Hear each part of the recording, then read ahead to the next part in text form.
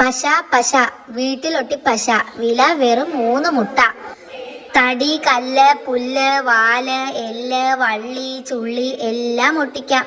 വില 3 മുട്ട. ഒടിഞ്ഞ കൊമ്പും കൊഴിഞ്ഞ വാലും മുറിഞ്ഞ ചെവിയും ചതഞ്ഞ മൂക്കും വീട്ടിലൊട്ടും പേടിക്കേണ്ട, വീട്ടിലൊട്ടി പശയുണ്ടേ. ഹലോ.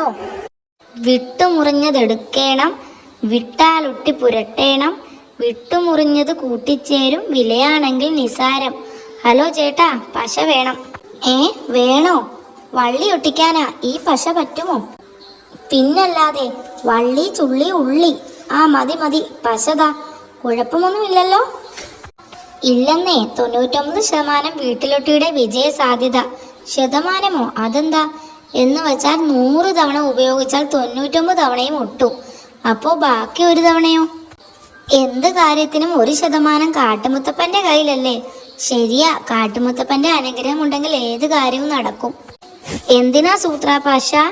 കരടിച്ചേട്ടൻ ഒരു ചിത്രം തന്നു, അത് താഴെ വീണ് പൊട്ടി.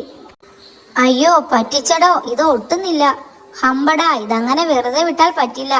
ശരിയാ, ഇത് ഞാൻ ചോദിക്കാം, അങ്ങനെ പറ്റിക്കാമോ? ഷേരു പോയിട്ട് കാണുന്നില്ലല്ലോ. പശ തട്ടിപ്പുകാരനെ കിട്ടിയില്ലേ?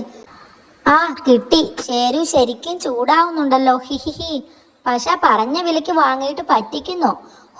ഇതിന് സമാധാനം പറയാതെ വിടുന്ന പ്രശ്നമില്ല. കാട്ടുമുത്തപ്പനോ?